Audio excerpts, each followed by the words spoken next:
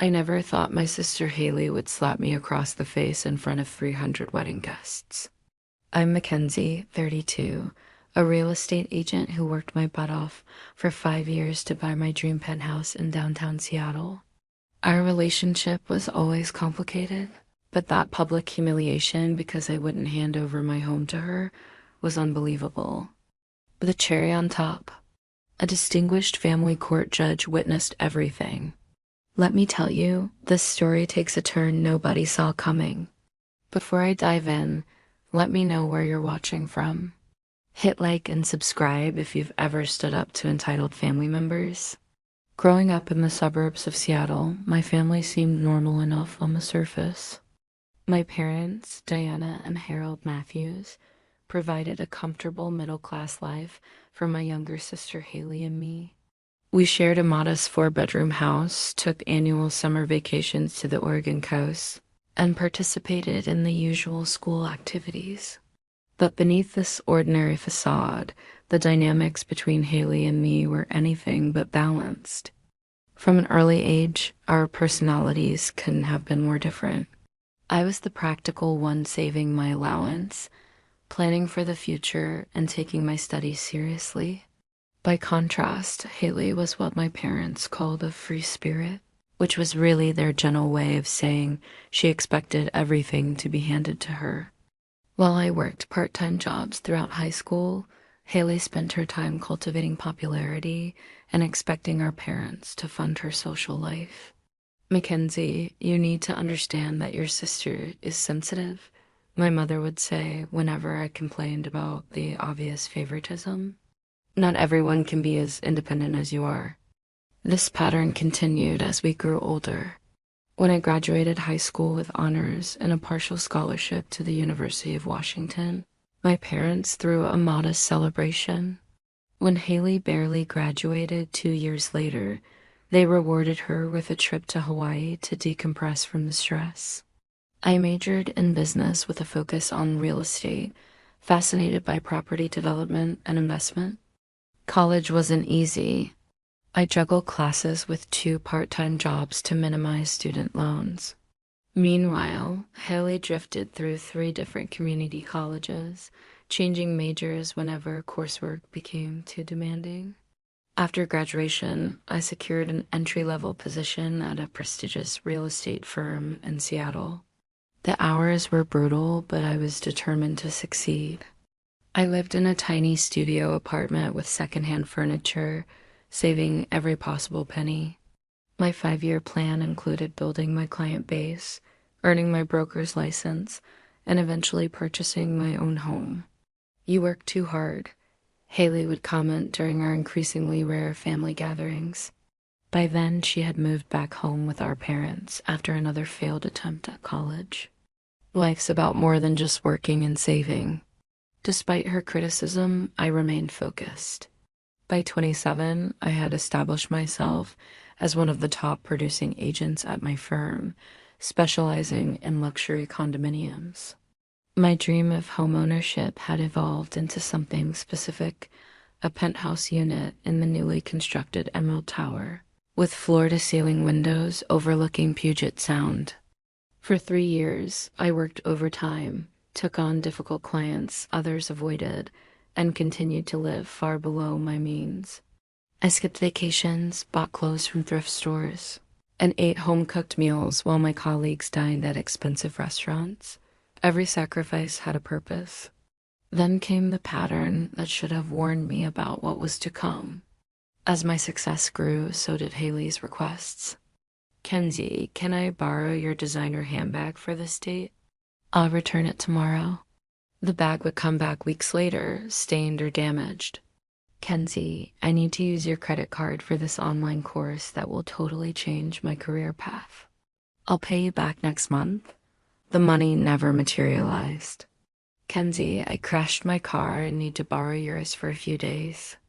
My car returned with an empty tank and mysterious new scratches. Despite these frustrations, I finally achieved my goal. At age 30, after outbidding several other interested buyers, I signed the papers for my dream penthouse, 1,800 square feet of modern luxury, with breathtaking views, a gourmet kitchen, and a private rooftop terrace. The mortgage was steep, but I had run the numbers meticulously. This was my reward for years of discipline and hard work. When I hosted a small housewarming party, Haley's first comment wasn't congratulatory. "Must be nice to have so much money to throw around," she said, running her fingers along my new quartz countertops. Some of us aren't just so lucky, and restaurant jobs never lasted more than a few months each. Our parents continued to subsidize her lifestyle paying, her phone bill and car insurance, even though she was 26. The following year brought a surprising development. Haley met Ryan Blackwell at a charity gala she had attended using a ticket I'd given her. Ryan came from a family with old Seattle money and projected an aura of success with his tailored suits and confident demeanor. Within 6 months, they were engaged. "He's absolutely perfect," my mother gushed during a family dinner announcing their engagement. "He works in finance and comes from such a good family." I was genuinely happy for my sister. Ryan seemed to adore her, and perhaps this relationship would finally give her the stability and purpose she needed.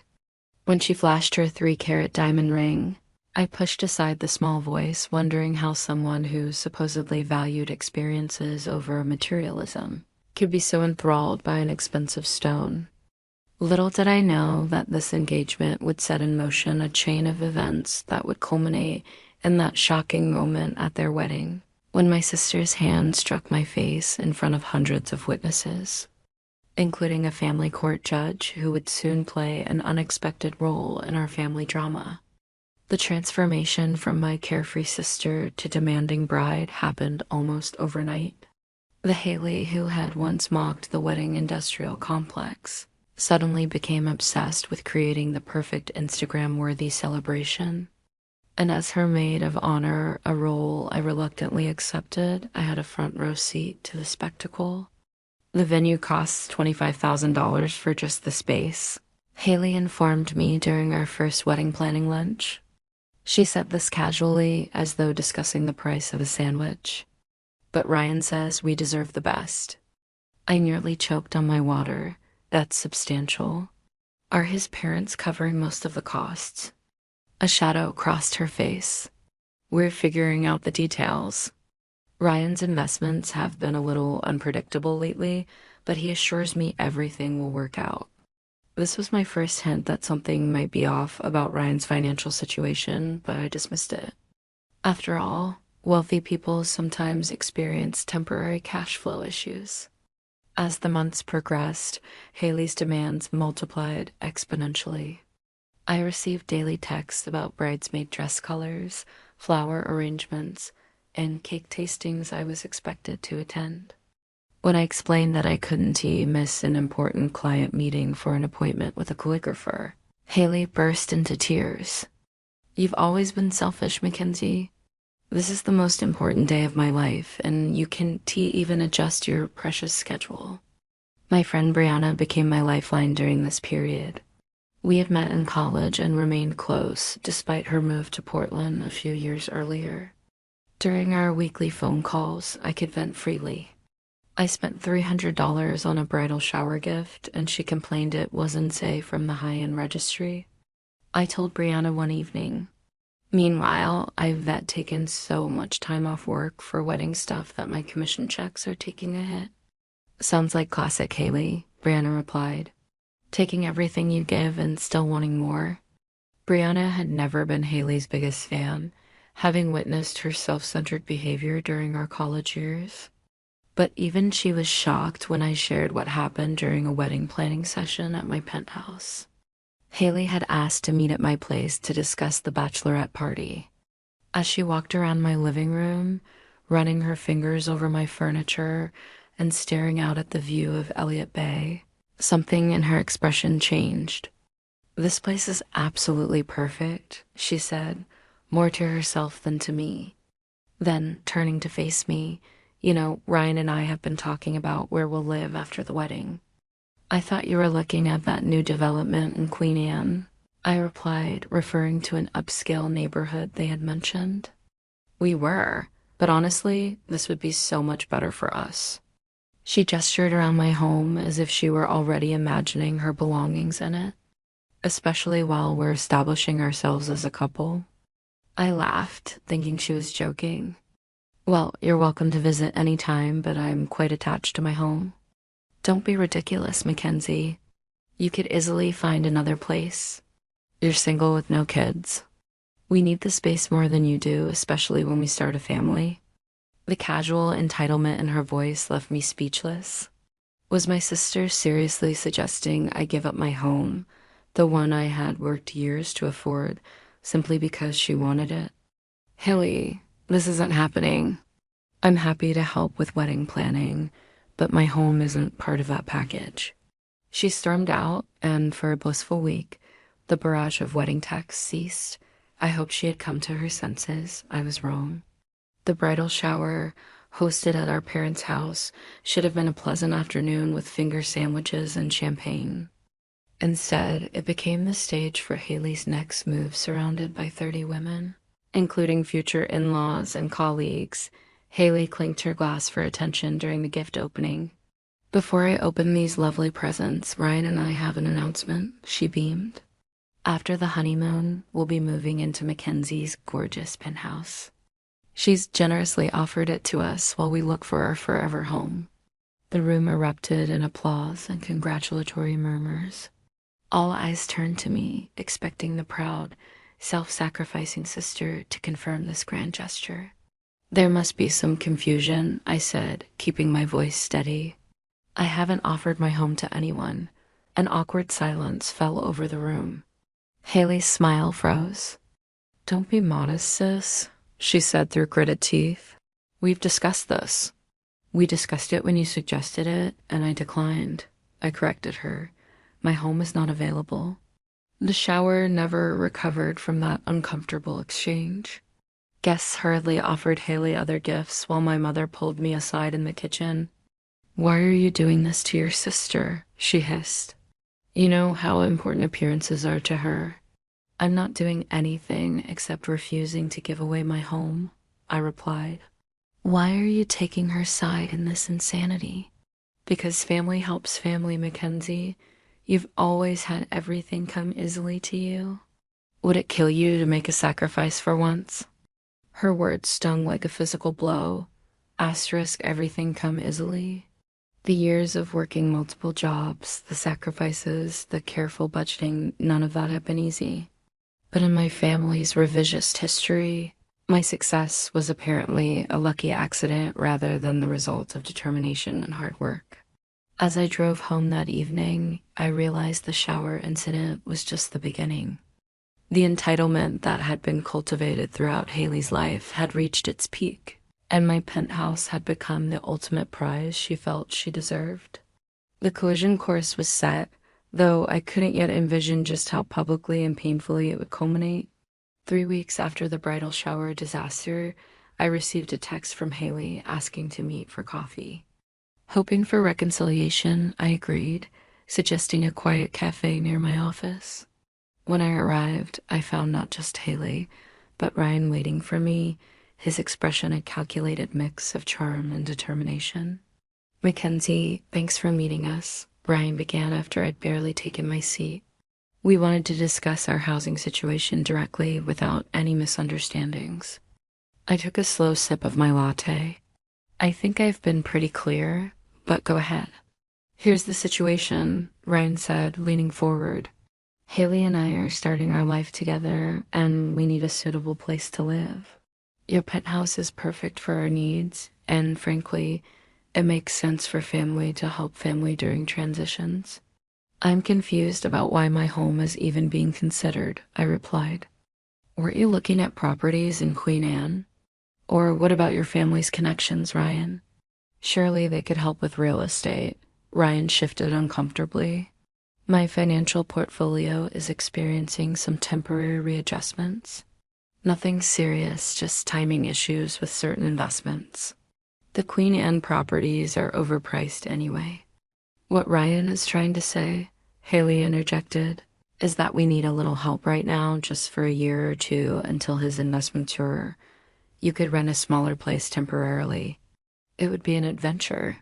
An adventure, I repeated flatly. Giving up my home so you can live there rent-free would be an adventure for me? We never said rent-free, Ryan protested, though his expression suggested exactly that. What were you planning to pay? I asked. The silence and exchanged glances told me everything. Look, I said finally, I sympathize with whatever financial situation you're facing, but my home is not the solution.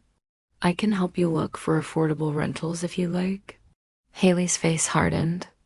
After everything I've done for you over the years, this is how you repay me, by refusing to help when I really need it? I struggled to recall exactly what she had done for me. But before I could respond, Ryan played his next card. Mackenzie, I'll be honest with you. I've had some unexpected financial setbacks. Nothing permanent, but my liquidity is temporarily compromised. We need a stable living situation while things recover. I'm sorry to hear that, I said sincerely, but that doesn't change my answer. You've always been selfish, Haley snapped, tears forming. You have this massive place all to yourself while we're struggling. It's not fair. The conversation deteriorated from there. Accusations flew mostly about my alleged selfishness and lack of family loyalty. I maintained my position, though, with each passing minute. The weight of their combined pressure made me question myself. Was I being unreasonable? Should family members expect to surrender their homes to each other? That evening, my parents called. Of course, Haley had immediately reported our conversation to them. Mackenzie, my father began, his voice carrying that special tone of disappointment he reserved just for me. We raised you to understand the importance of family. I do understand the importance of family, Dad. I just don't think it includes giving up my home. It's temporary, my mother chimed in. Haley says Ryan is just going through a short financial rough patch. Then they should rent an apartment they can afford until things improve, I countered. You have the means to help them start their marriage, right? My father said. Instead, you're choosing material possessions over your sister's happiness. The conversation went in circles, my parents unable or unwilling to see my perspective. After hanging up, I felt the familiar doubts creeping in. A lifetime of conditioning told me that Haley's needs always came first, that my achievements were somehow less deserving of respect. Seeking clarity, I called Brianna, who had always been my voice of reason. They're manipulating you, she said firmly after I finished telling her the story. Your home is not community property for family members to claim. The entitlement is astounding. Her certainty helped, but I still felt conflicted. Then Brianna asked a question that changed everything. Asterisk, asterisk, have you looked into Ryan's financial background? Asterisk, asterisk, she asked. If he's having money troubles serious enough to need free housing, maybe you should understand what's really going on. That suggestion led me down a rabbit hole I hadn't anticipated. Using my real estate industry connections, I discreetly inquired about Ryan Blackwell. The picture that emerged was troubling. Yes, Ryan came from money, but his personal finances were a disaster. Multiple creditors were pursuing him for unpaid debts. His investment portfolio consisted primarily of high-risk ventures that had collapsed. Most alarmingly, there were rumors of substantial gambling debts. The Ryan who presented himself as a successful finance professional was largely fiction. He maintained appearances through family connections and charm, but beneath the surface lurked serious financial problems that wouldn't be resolved in a year or likely ever. Armed with this knowledge, I felt more certain than ever about my decision. I wasn't just protecting my property, I was avoiding entanglement in what could easily become a financial nightmare. Around this time, I reconnected with Ethan Parker, a former colleague who had started his own brokerage. We'd always had a friendly rapport, and when we met for a business lunch to discuss a potential collaboration, the conversation turned personal. I found myself sharing the ongoing drama with my sister. Boundaries aren't selfish, Ethan assured me. They're necessary for healthy relationships. Your sister's wedding isn't a reason to upend your life. His support was refreshing, straightforward, without the complicated history that colored my family's perspective. We began spending more time together, and his balanced viewpoint helped anchor me during the increasingly turbulent weeks leading up to the wedding. The bachelor and bachelorette parties provided the next flashpoint. Haley had insisted on a lavish weekend in Las Vegas. All 6 bridesmaids were expected to cover not only their own expenses, but hers as well. The estimated cost per person was over $1,000, a significant sum for a long weekend. 2 bridesmaids quietly dropped out, citing financial constraints. Haley was furious, calling them fake friends who didn't understand the importance of her special time. I paid my share without complaint, though it meant postponing some home maintenance I had planned. In Vegas, Haley's behavior shocked even her most loyal friends. She demanded suite upgrades, expected others to pay for her meals and drinks, and threw a tantrum when a reservation at an exclusive club fell through. By the final day, the remaining bridesmaids were exchanging weary glances and keeping their distance. On our flight home, Brianna texted me, ***, how is the bachelorette disaster? ***, eye-opening, I replied. Even Haley's oldest friends are seeing her true colors. Just 1 week before the wedding, Haley and Ryan made their final play. They arrived at my penthouse unannounced on a Sunday morning. "We need to resolve this before the wedding," Haley declared as they pushed past me into the living room and half the Seattle social registry. My stomach turned as I set my wine glass down slowly, deliberately. This couldn't be happening. She had actually done it, made the announcement publicly with cameras rolling and witnesses aplenty. Haley beamed like she'd just announced a pregnancy, not committed social extortion. Ryan put his arm around her waist with the air of a man who thought the prize was already in his hands.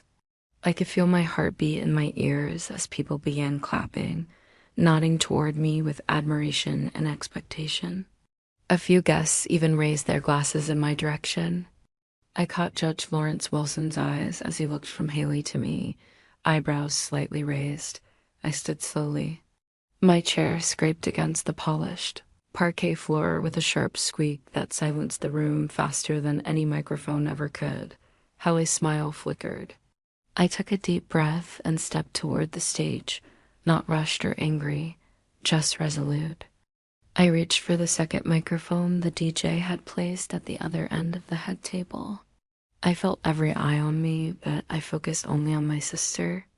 "I'd like to clarify something," I said calmly, the microphone catching every syllable. "There seems to be a misunderstanding." A few polite chuckles rippled across the room, people expecting a funny anecdote or a charming speech. What they got instead was the first public crack in Haley's carefully manufactured image. "There's been no agreement for Haley and Ryan to move into my penthouse," I continued. "In fact, I've said no several times in private. But since this has now been shared publicly, I feel compelled to respond publicly." Haley's expression froze. Ryan's mouth opened slightly, as if trying to interject, but he thought better of it. "I love my sister, and I genuinely hope her marriage brings her joy," I said, my voice steady, "but my home is not a wedding favor. And misleading our guests about something so significant is deeply inappropriate." You could hear a pin drop. Somewhere near the back of the room, a champagne flute was gently set down with a soft clink. "I hope everyone enjoys the rest of this beautiful evening," I finished. "Congratulations again, Haley and Ryan." Then I handed the microphone back to the DJ and walked calmly back to my seat, refusing to flinch under the hundreds of shocked, curious, and suddenly speculative gazes. Haley stood frozen, eyes wide, jaw set. Ryan looked like a man who had just realized his bluff had been called in front of a packed casino. The rest of the night moved forward, but with a different energy. People approached me not to criticize, but to murmur variations of "good for you," An asterisk that took guts. Even members of Ryan's family avoided eye contact with the newlyweds. Judge Wilson approached me during dessert. That was impressive, he said quietly. Rare to see someone so composed under pressure. If you ever consider law school, let me know. I laughed politely, not sure if he was joking. When the dancing began, Haley disappeared for almost an hour. Rumor had it there were tears, maybe even a screaming match behind the ballroom doors. Ryan spent the time pacing near the bar, his tie loosened and his smile stretched thin. By the end of the night, I had done something I never expected. I reclaimed my narrative. Not the one my family told about me, not the one Haley crafted to suit her needs. My own. Haley didn't speak to me again that night, or the next. But as I drove home, heels tossed in the passenger seat and the distant sounds of the party fading behind me, I didn't feel regret. I felt free and Ryan attempting to access my unit, the slap recorded by countless phones and the ballroom's official videographer, and forwarding Judge Wilson's email. She reviewed everything with a grim expression. You have a very strong case for a protective order, she said, and possibly even grounds for a civil suit if you choose to go that route. I didn't want to sue my sister. I didn't want things to escalate, but I also didn't want to live in fear, wondering if she or Ryan would show up again, entitled and emboldened. So we filed. Within a week, a temporary restraining order was granted pending a full hearing. Ryan's name was included as well, citing the attempted break-in and their public claim to property that wasn't theirs. My lawyer advised me to inform the building formally, so their names were now on an internal do not admit list. The backlash came quickly. My mother called me sobbing. How could you bring the courts into this? Your sister just got married. She hit me in front of 300 people, Mom. Then she tried to break into my home. She was overwhelmed. She was emotional. You always make things harder than they need to be. I ended the call. It was the first time I'd hung up on her in my life, and I didn't feel guilty. Brianna stayed close during those weeks, checking in, bringing takeout, helping me sort through legal documents. Ethan Parker, my former colleague turned new friend, stepped up too. We shared long talks, quiet dinners, and eventually, one night, he kissed me.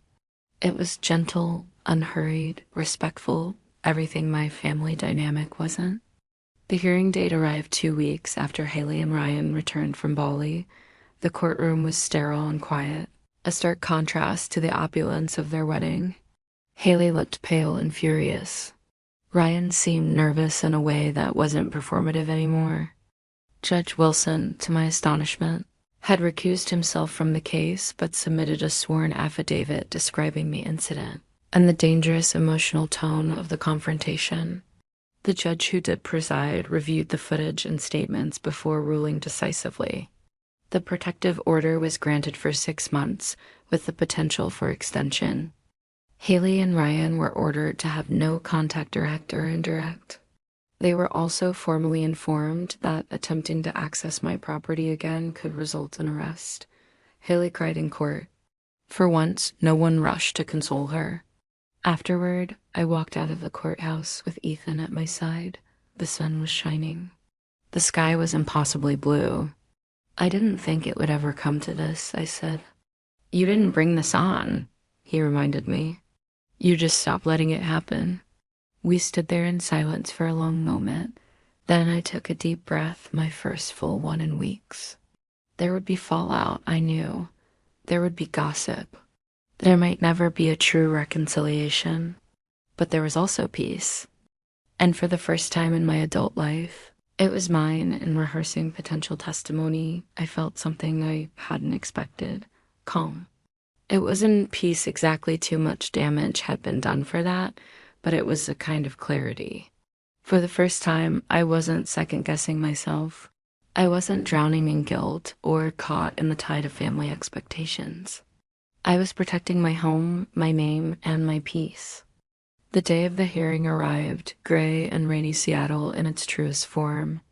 I wore a simple navy dress and carried a binder filled with printed emails, text screenshots, character references, and the building's security footage. Natalie met me at the courthouse, sharp and composed, her calm presence a welcome counterbalance to the nerves still fluttering beneath my skin. Haley and Ryan arrived 10 minutes before the session, looking polished but tense. Ryan scanned the courtroom like a man hoping for backup. Haley didn't look at me once. Her expression was a brittle mask of composure, the kind that cracks easily under pressure. The hearing moved quickly. Natalie presented our case with firm professionalism, detailing the slap at the wedding, the attempted unauthorized entry, the threatening email, and Judge Wilson's affidavit, which had now been formally entered into evidence. The judge, a middle-aged woman with a no-nonsense demeanor, asked few questions but took detailed notes. Ryan's lawyer tried to downplay everything, calling the slap a regrettable moment of passion, and the attempted entry a miscommunication during a chaotic time. But when the judge reviewed Ryan's email aloud in court, his veiled threat about contacting my clients, his credibility evaporated. "This is coercive," the judge said flatly. "It suggests an intent to intimidate. That alone could justify the issuance of this protective order." Haley finally spoke, her voice trembling but defiant. "She's my sister. This is just a misunderstanding. We were family before all this." "I agree," the judge replied. "And what you did to your sister is a profound violation of that bond." In the end, the judge extended the temporary restraining order into a full 6-month protective order. Ryan and Haley were to have no contact with me, direct, indirect, or digital, and were barred from approaching within 300 feet of my residence or workplace. Any violation would result in criminal charges. The gavel came down. It was over, at least this chapter. Haley burst into tears as she left the courtroom, her sobs echoing down the marble hallway. Ryan walked behind her, jaw clenched, eyes avoiding mine. I watched them go with a strange mix of sadness and relief. This wasn't how I ever imagined our relationship would end, but maybe it had never been a relationship built on equal footing to begin with. Outside the courthouse, Ethan was waiting in the rain, holding an umbrella. "You win?" he asked softly. "I protected myself," I said. "That feels like enough." We walked away together, leaving the courthouse and years of unspoken resentment behind. There was a long road ahead of healing, of rebuilding, of redefining what family meant to me. But for the first time in my life, I wasn't walking it alone and practicing my testimony. I felt a strange calm replacing the anxiety that had plagued me for weeks. For the first time in our relationship, Haley's actions would have consequences that no one could explain away or minimize. The stage was set for a confrontation unlike any our family had experienced before. One that would take place not at a dinner table or a wedding reception, but in the formal confines of a courtroom. The King County Courthouse stands as an imposing granite and marble structure in downtown Seattle. Its formal architecture a stark reminder that what happens inside has real consequences.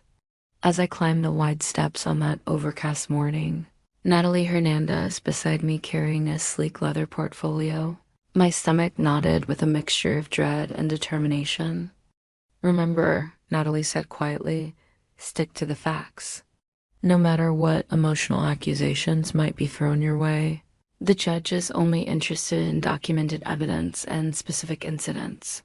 Ethan had offered to accompany me for moral support, waiting now in the lobby to avoid any accusations of witness coaching. Brianna had sent a text of encouragement from Portland. "Truth wins. Stay strong."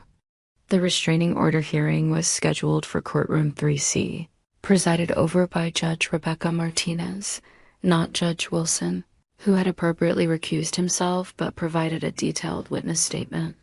The courtroom was mostly empty when we arrived, though I recognized my parents sitting stiffly in the back row, their expressions unreadable. At precisely the scheduled time, the bailiff called our case. As I moved to the plaintiff's table, the side door opened and Haley entered alongside Ryan and their attorney, a silver-haired man with an expensive suit and imperious demeanor. Haley's eyes were red-rimmed, her usually perfect makeup slightly smudged, creating the perfect image of the wronged sister. Ryan maintained his polished appearance, though the confident charm seemed dimmed in these formal surroundings. Judge Martinez, a woman in her 50s with sharp eyes and a no-nonsense manner, reviewed the paperwork before addressing the court. We're here on petition number 21 to 4587, Matthews versus Blackwell.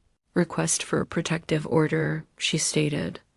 I've reviewed the initial filing and response. Ms. Hernandez, please present your client's case. Natalie outlined our position with clinical precision, the escalating pattern of entitlement, the public assault at the wedding, the unauthorized attempt to access my home, and the threatening communications that followed. Your Honor, we have security footage from Ms. Matthews' building showing the respondents attempting to gain access without permission, claiming they had rights to the property, Natalie explained. Submitting the video evidence, we also have witness statements from the security staff documenting the respondents, claims that they were moving in despite having no authorization. Judge Martinez reviewed the footage carefully, her expression unchanging.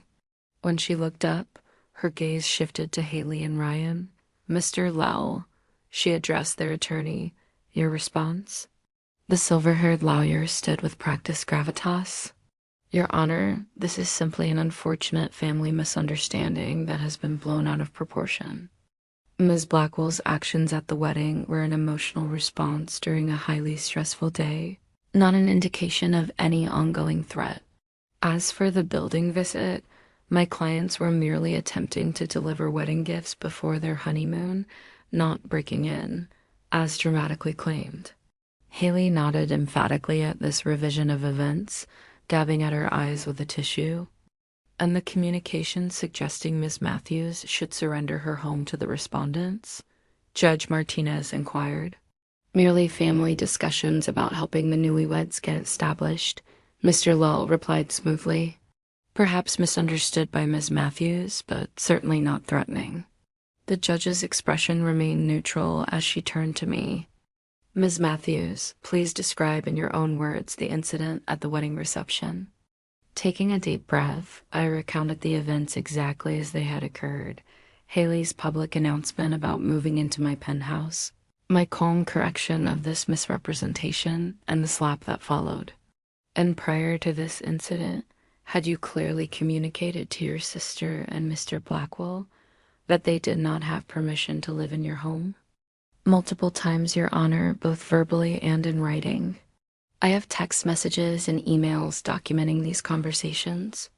Natalie presented the communications, along with Judge Wilson's witness statement describing what he had observed at the wedding. The judge reviewed everything carefully before turning to Haley.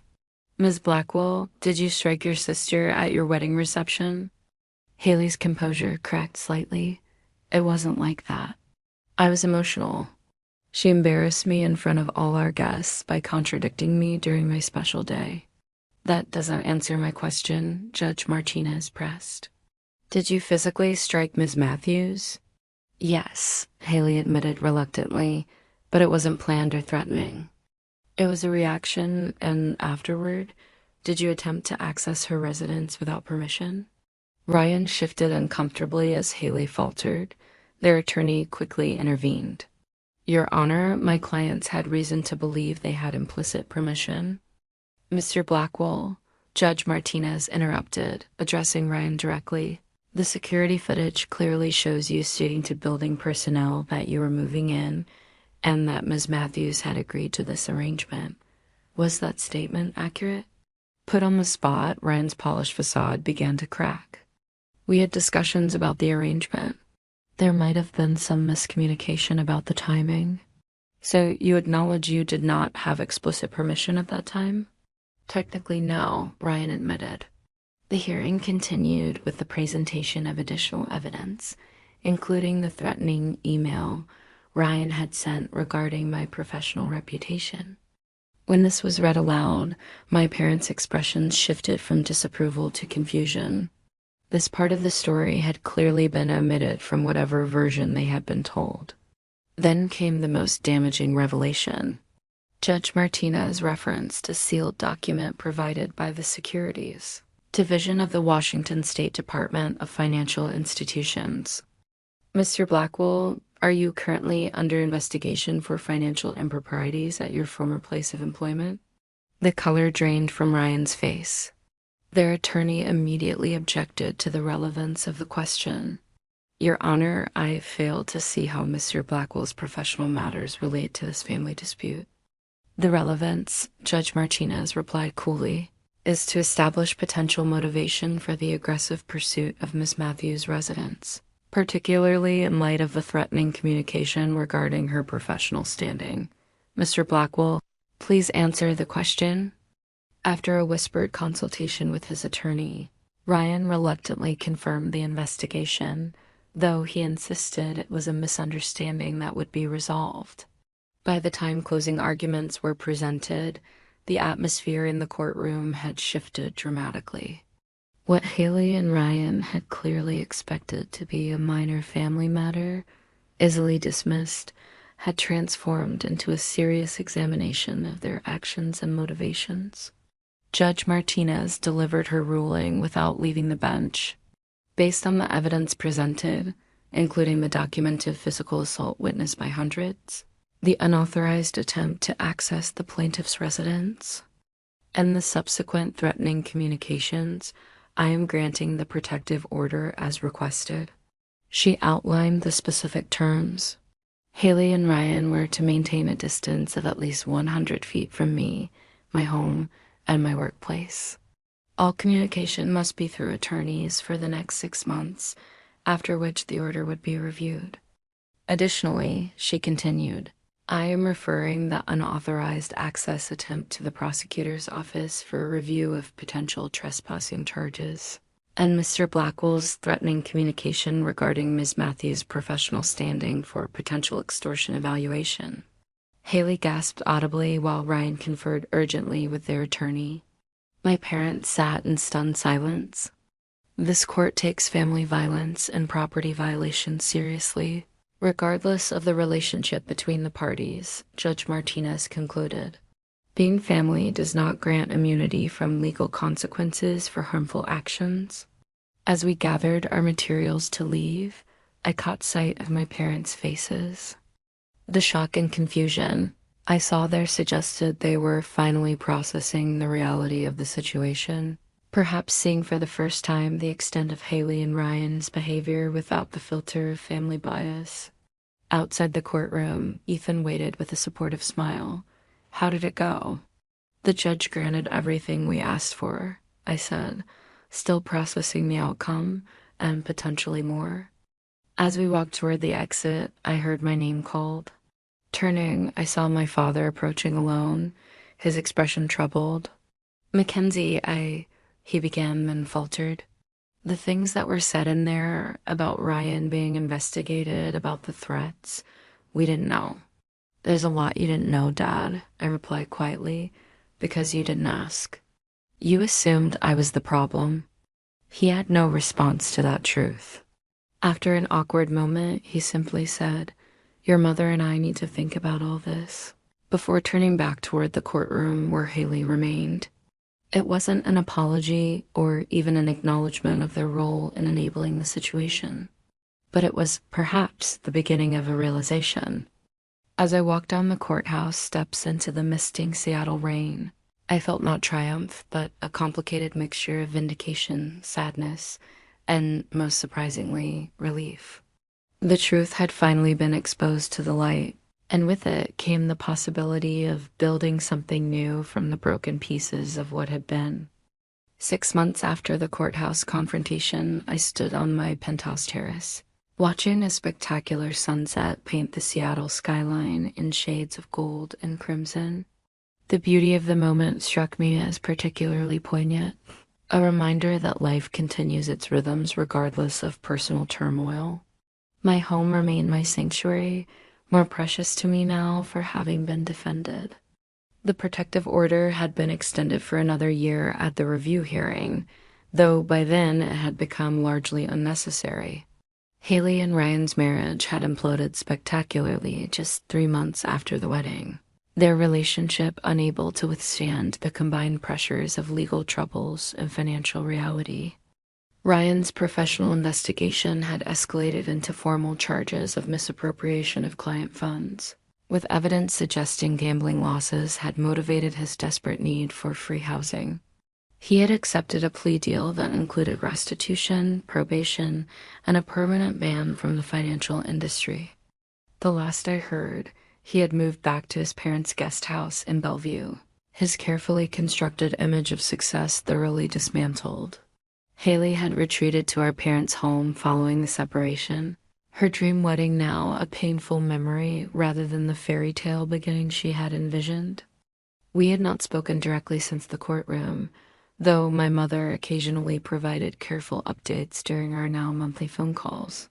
Those calls represented a tentative rebuilding of my relationship with my parents, not a return to what was, but the slow construction of something new. The revelations in court had forced them to confront realities they had long ignored, though old habits of making excuses for Haley died hard. "She's been through a lot, Mackenzie," my mother had said during our most recent conversation. The divorce, the public embarrassment, moving back home at 28, it's been difficult for her. "I understand that, Mom," I had replied. "But difficulty doesn't justify what happened." "No," she had admitted after a pause, "it doesn't." That simple acknowledgement represented significant progress. My parents were beginning to recognize that while they could support Haley through her difficulties, they shouldn't enable harmful behavior or expect others to accept mistreatment. My own healing process had been gradual but steady. The initial shock and hurt had given way to careful reflection on the family patterns that had culminated in that wedding day slap. Therapy had helped me understand that my lifetime of accommodating Haley's demands had contributed to her sense of entitlement. By always yielding to keep the peace, I had helped create the very dynamics I resented. Brianna had remained my steadfast friend throughout, her unflinching perspective helping me maintain clarity when doubts crept in. "Boundaries aren't just for your protection," she reminded me often. "They're actually gifts to relationships. Without them, there's no foundation for healthy connection." Ethan had become much more than a supportive colleague. Our relationship had deepened naturally in the months following the court hearing, his steady presence and undemanding support creating a space where I could be vulnerable without fear of exploitation. Last month, he had moved in, not because he needed a place to stay, but because we both wanted to build a life together. Perhaps the most unexpected development had been my friendship with Judge Lawrence Wilson and his wife, Margaret. After the legal proceedings concluded, they had invited me to dinner, where Lawrence explained that witnessing the wedding incident had reminded him of dynamics in his own family decades earlier. Sometimes, he told me over dessert, it takes someone completely outside the family system to see clearly what's happening within it. As a judge, I've watched countless families trapped in destructive patterns they can't recognize because they read too close to them.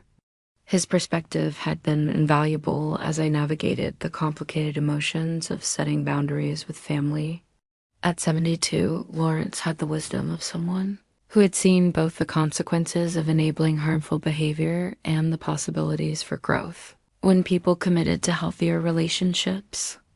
Last week, I had received an unexpected email from Haley, the first direct communication since the protective order had been modified to allow electronic contact. The message was brief but significant.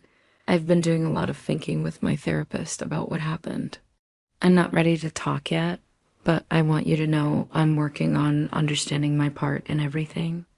No apology, no dramatic reconciliation, but perhaps a small seed that might eventually grow into something healthier." I had responded simply, "Thank you for letting me know. I'm doing the same work on my end." As the sunset faded into twilight, Ethan joined me on the terrace, handing me a glass of wine. "Deep thoughts?" he asked, noticing my contemplative expression. "Just reflecting on how much has changed in 6 months." I replied, "Sometimes standing your ground feels like the end of something, but it can actually be the beginning to new beginnings then," he said, raising his glass to mine. The gentle chime of my phone interrupted the moment, a text from my father asking if we might have lunch next week. Just the two of us. Another small step in the rebuilding process. The journey had taught me lessons I would never forget. That true family support uplifts rather than diminishes. That love without respect is ultimately destructive. That people who truly care about you respect your boundaries. And most importantly, that standing up for yourself isn't selfish. It's essential for authentic relationships. My penthouse was more than just property worth defending. It represented the life I had built through hard work and determination, a physical manifestation of my values and choices. In protecting it, I had ultimately protected something much more valuable, my self-respect, and the possibility of healthier relationships built on mutual respect rather than obligation. As the city lights began to twinkle against the darkening sky, I realized that sometimes the most painful moments lead to the most necessary growth. The sister who had slapped me in front of 300 people had unwittingly given me the push I needed to break free from destructive family patterns, and for that, paradoxically, I was grateful. Have you ever had to set difficult boundaries with family members who didn't respect what was yours? How did you handle it? Share your experiences in the comments below. If this story resonated with you, please like and subscribe to hear more about navigating challenging family dynamics and building a life on your own terms. Thank you for listening to my journey. May it give you courage if you're facing similar challenges in your own life.